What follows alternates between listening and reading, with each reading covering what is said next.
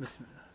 Sans un mot, ils entreprirent de jeter les boîtes vides, les assiettes et les restes de nourriture dans le panier de pique-nique, roulèrent en boule la couverture et se ruèrent vers l'Aston Martin.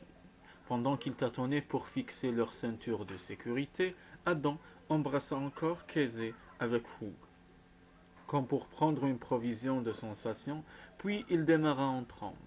Si nous rentrons maintenant, nous irons directement au lit, n'est-ce pas? S'enquit Kézé en orientant sur elle la ventilation. Au lit, sur la table de la cuisine, même sur le plancher. Il n'avait pas d'idée préconçue. Oui, reconnut-il. Ça veut donc dire qu'on va dormir ensemble dès notre premier rendez-vous, insista-t-elle en se tortillant sur son siège. Pas du tout. Ah bon? Ça m'étonnerait qu'on dorme, rétorqua-t-il. L'ennui, hésita-t-elle gênée, c'est que je ne fais jamais ce genre de choses lors d'un premier rendez-vous. Vous ne connaissez absolument rien aux règles d'un premier rendez-vous. Vous me l'avez avoué vous-même, lui rappela-t-il, tout en s'arrêtant à un feu rouge. Eh bien, si je les connaissais, je suis certaine que c'est ce qu'elle préconiserait, rétorqua la jeune femme, qui se mordillait les lèvres avec appréhension. Au passage du feu vert, il redémarra, mais sans le même sentiment d'urgence. Et vous, à ma place, est-ce que vous coucheriez lors d'un premier rendez-vous? Reprit-elle. On est mariés, protesta-t-il. Nous nous voyons tous les jours, bon sang. J'ai passé plus de temps avec vous qu'avec les 6 dernières femmes que j'ai fréquentées. Moi, je n'ai jamais couché avec Joe, rétorqua Casey en détournant les yeux vers la vitre. Ouais, c'est bien pour ça qu'il avait tellement envie de casser la figure à ce type, s'exclama-t-il en son fort intérieur. Vous êtes un peu effrayé, c'est tout, rétorqua-t-il. Non, c'est que j'ai besoin d'un peu de temps pour m'habituer à cette idée. De combien de temps avez-vous besoin? Combien de temps êtes-vous prêt à m'accorder? Avant de répondre, il attendit d'avoir dépassé une vieille dame en Toyota qui zigzaguait au milieu de la chaussée. Ce n'est pas la question. Quand serez-vous capable de déterminer ce dont vous avez envie? C'est la seule chose qui compte. Qu'est-ce que vous diriez de venir dîner à la maison ce soir? Lança Casey à brûle-pourpoint. Un nouveau rendez-vous? Ça, c'est une idée géniale, se réjouit-il. Il voyait à nouveau l'avenir en rose. Incapable de relier entre eux les mots sur l'écran, Casey fixait sans le voir le clavier de son ordinateur. C'était pourtant un chapitre qu'elle voulait finir aujourd'hui. Comme marquée au fer rouge par le baiser brûlant qu'ils avaient échangé dans le parc, elle ne réussissait plus à se concentrer. Durant les 7 ans passés avec Joe, jamais elle n'avait connu quelque chose d'aussi irrépressible que le brasier qu'Adam avait allumé dans ses veines. Elle ne le connaissait que depuis 3 semaines, et voilà qu'elle était déjà prête à faire l'amour avec lui. C'était le signe que son mari était en train de lui voler son cœur, ce qui n'aurait pas présenté de problème s'il avait été prêt à lui offrir le sien en échange. Mais quelle chance y avait-il que cela arrive? Jusqu'à présent, elle n'avait jamais envisagé que des rapports plus profonds puissent s'établir entre eux. Adam n'était pas le genre d'homme à donner son cœur à qui que ce soit. Mais peut-être que s'ils devenaient plus proches, son mari serait en mesure de progresser sur le plan émotionnel. Elle jeta un coup d'œil à sa montre, 16 heures. Cet après-midi, elle avait promis à Héloïse de lui rendre visite. Il allait lui falloir passer un coup de vent afin d'être rentrée à temps pour se préparer pour la soirée. Si Adam et elle comptaient reprendre les choses où elles en étaient restées au déjeuner, à cette perspective, elle avait l'impression que la tête lui tournait. À son arrivée chez Héloïse, elle découvrit une voiture inconnue garée devant la maison. Sam McGill est passé me rendre visite. Il est parti aux toilettes, chuchota sa belle-mère, déconfite, en l'accueillant à la porte. Il est passé à l'improviste pour voir si je n'avais pas besoin d'aide pour étêter mes roses fanées.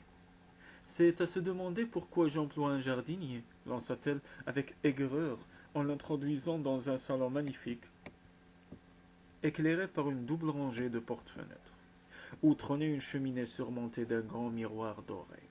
Cet homme est persuadé que je suis incapable de me prendre en charge toute seule. Ça finit par être insultant. Apitoyé par la détresse du pauvre avocat victime d'un amour sans espoir, Casey fit la grimace. Après tout, dans une classe d'âge qui manquait dramatiquement d'hommes disponibles, Sam constitue une aubaine.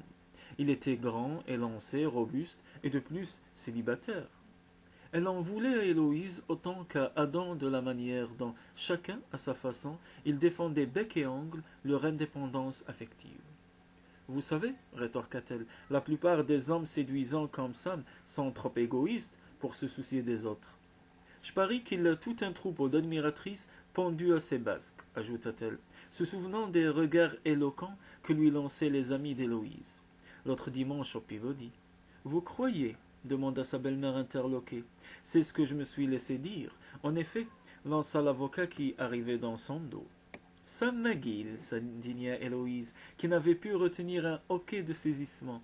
Qu'est-ce que c'est que ces manières de terroriser les gens? Vous pourriez vous montrer plus. Elle examinait Sam attentivement, tout en parlant, et comme si elle le voyait vraiment pour la première fois, elle laissa mourir sa phrase en clignant des yeux. Sa main voltigea vers sa poitrine, tandis qu'une rougeur irrésistible lui montait aux joues. Tandis que son idole le scrutait, l'avocat ne savait visiblement comment réagir. À le voir ainsi, muet et aussi éloquent qu'un sac planté au milieu du salon, Kézé avait du mal à résister à l'envie de lui envoyer une bourrade pour le pousser à sauter sur l'occasion d'inviter Héloïse à dîner.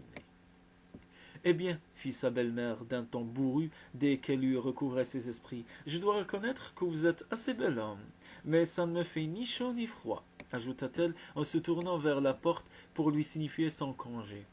J'ai beaucoup apprécié cette visite très informelle, Sam, mais je me porte comme un charme, et mes roses aussi. Attendez une seconde, se reprit-elle, un peu coupable, en voyant l'air de chien battu de son visiteur. Je vais aller vous chercher un pot de mes pêches au sirop, que je viens de mettre en bocaux comme chaque année.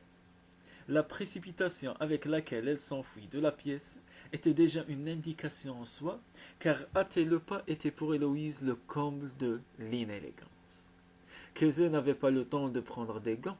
Vous agissez avec elle en dépit du bon sens et faites exactement le contraire de ce qu'il faudrait, jeta-t-elle hâtivement à l'avocat. Héloïse a constamment l'impression que vous vous mêlez de ses affaires. Je ne cherche qu'à l'aider, protesta Sam, abasourdi par cette approche directe.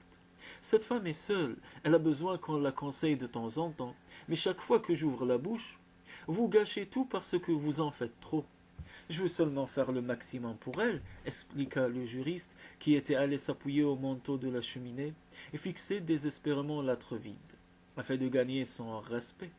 Kézé savait aussi bien que lui qu'il cherchait bien autre chose que le respect d'Héloïse. Pourquoi s'imaginait-il qu'elle devait absolument avoir besoin de lui pour en tomber amoureuse?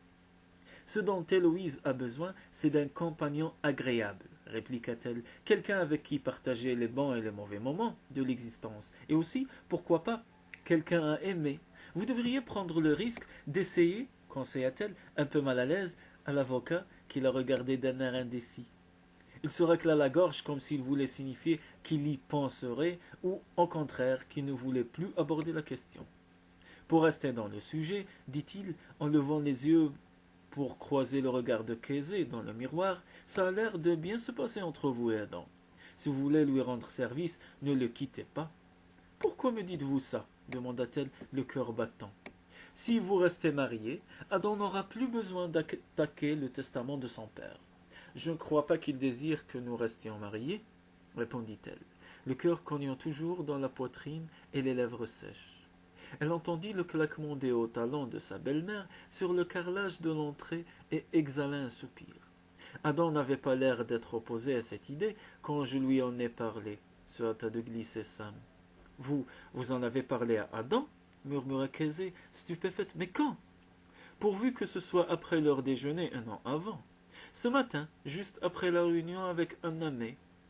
C'était sur les instances de Sam qu'aujourd'hui son mari lui avait sorti le grand jeu de la séduction. Arrivée sur ces entrefaites, Héloïse tendit à Sam le grand bocal de pêche au sirop qu'elle était allée chercher. Il le reçut avec de grandes effusions, le pressant sur son cœur comme si elle venait de lui offrir les clés de Fort Knox. Et il suivit son hôtesse qui l'escortait jusqu'à la porte. Leur absence permit à Kézé de gagner de précieuses secondes pour retrouver son calme. Écœuré, Elle ferma les yeux. Quelles que soient les raisons pour lesquelles Adam l'avait embrassée, ce n'était pas seulement parce qu'il avait envie d'elle. Les choses n'étaient pas aussi simples qu'elle le croyait. Pour la première fois depuis des années, Adam quitta son bureau à 17 heures pile. Avec ce départ prématuré, combiné à la pause prolongée qu'il s'était accordée à midi, c'était le jour de travail le plus court de sa vie. Pas assez court à son goût, cependant, durant tout l'après-midi, il n'avait pu détacher ses pensées de Kesey. Jamais il n'avait été autant obsédé par une femme, au point que son chef comptable avait dû lui répéter 3 fois la même question. Ce comportement lui rappelait dangereusement celui de son père avec Héloïse, et il en était un peu préoccupé. Mais dès qu'il aurait fait l'amour avec Kesey, les choses rentreraient dans l'ordre. À son arrivée, la maison lui parut vide, car la jeune femme n'était pas encore rentrée. Il appela Héloïse, qui lui apprit que Kesey venait de partir, ce qui signifiait qu'elle ne serait pas là avant 10 minutes. Il décida donc de s'occuper en dressant la table du dîner, puis il mit le vin en carafe et réchauffa le repas que la gouvernante avait laissé pour eux dans la cuisine. Quand Kesey arriva enfin, il brûlait d'impatience et chercha tout de suite à la serrer dans ses bras pour bien commencer la soirée, puisqu'ils étaient supposés avoir un rendez-vous galant. Mais elle lui fit clairement comprendre qu'elle comptait bien ne pas être bousculée. Aussi se contenta-t-il d'un petit baiser. « Madame est servie, dit-il avec bonne humeur. Au début, voyant qu'elle ouvrait à peine la bouche, il pensa qu'elle était aussi troublée que lui. Mais petit à petit, à certains détails, le pli amer de sa bouche, la noirceur de ses regards, il comprit que quelque chose ne tournait pas rond, et il eut l'horrible impression de perdre pied. Alors que la dernière chose qu'il souhaitait était d'engager pour la énième fois une discussion irrationnelle avec Kesey, ignorant la sonnette d'alarme qui résonnait dans sa tête, il se força à faire quelque chose qu'il n'avait pas envie de faire. « Qu'est-ce qui ne va pas ?» demanda-t-il. « J'ai réfléchi à ce dont nous avons parlé cet après-midi, et je me suis dit que nous ne devrions peut-être pas. »« Vous me comprenez ?» dit la jeune femme en baissant les yeux sur son assiette, apparemment fascinée par le spectacle de son filet de poisson accompagné d'une piperade. Si vous craignez que cela ne remette en question l'annulation, rassurez-vous, ça m'a découvert que cette clause de non-consommation ne concerne que l'annulation des mariages religieux. En ce qui nous concerne, notre cas est fondé sur le fait que nous ignorions qu'il s'agissait d'une véritable union. Adam Sam m'a dit qu'il vous avait conseillé de rester marié avec moi.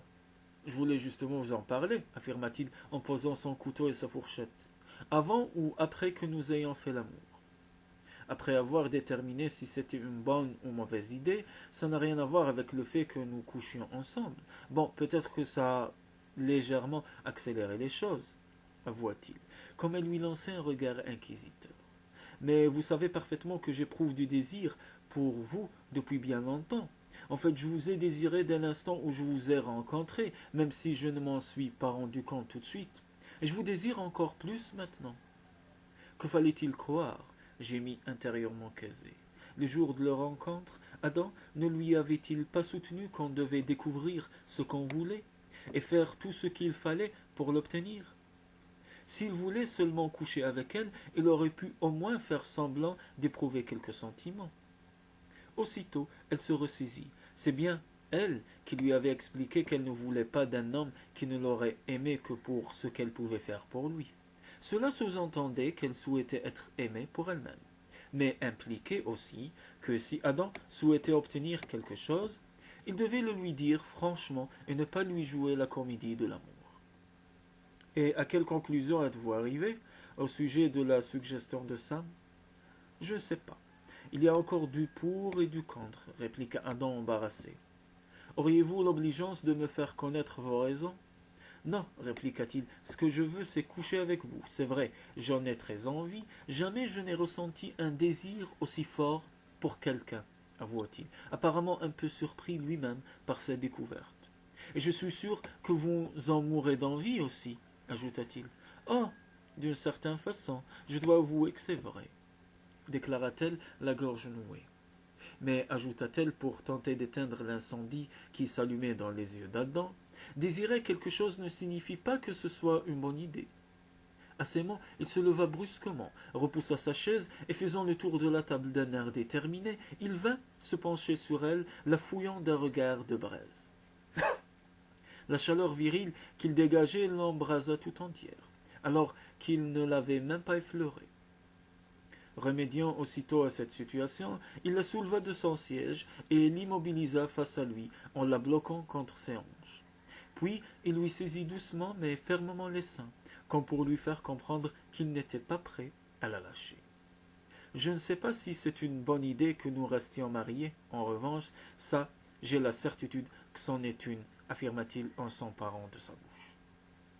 Trop ensorcelé par l'exploration troublante de sa langue, pour garder le fil de son raisonnement, Kesey abandonna la lutte et s'ouvrit à la moiteur suave de sa caresse. Une chaleur torride se répandit bientôt dans tous ses membres, annihilant tout ce qui n'était pas le contact de la peau d'Adam et la saveur de sa bouche. Il déboutonna les pans de son chemisier, les écarta pour découvrir ses seins si lourds et tendus de désir qu'ils éclataient dans son soutien-gorge. Et elle vit son regard s'assombrir quand il abaissa la bouche pour effleurer la tendre chair de sa gorge. Elle eut l'impression que ses jambes allaient se dérober sous elle. Elle s'affaissa contre son torse puissant en s'accrochant à ses cheveux. « Ma chérie, balbutia Adam, comme il commençait à défaire la fermeture de sa jupe. Pendant une seconde, elle savoura la tendresse qui perçait dans sa voix, mais soudain, la voix de la raison la rappela à l'ordre. Il faisait semblant. Elle aurait voulu à toute force chasser cette idée horrible, mais c'était impossible. Arrêtez, ordonna-t-elle avec une autorité qui la surprit, en lui tirant la tête en arrière par les cheveux pour l'obliger à la regarder dans les yeux. Adam s'immobilisa, puis, se raidissant, il recula d'un pas. Elle reboutonna son chemisier, s'efforçant d'ignorer le frottement de ses doigts sur la peau terriblement sensible de ses seins. Si je faisais l'amour avec vous, dit-elle, ça ne ferait que compliquer les choses et m'empêcher de savoir ce que je veux vraiment. Vous le savez parfaitement, et c'est pour ça que vous utilisez le sexe, pour me manipuler. Je ne me comporte pas comme votre famille ou votre petit ami, rétorqua-t-il en la foudroyant du regard. Je vous désire et vous me désirez, ce serait si simple que vous l'acceptiez. J'ai décidé de ne plus être une poire, objecta-t-elle en croisant les bras, tandis qu'Adam l'observait sans mot dire. Soudain, il la saisit aux épaules, lui planta un bref baiser sur la bouche et dit « J'attendrai. »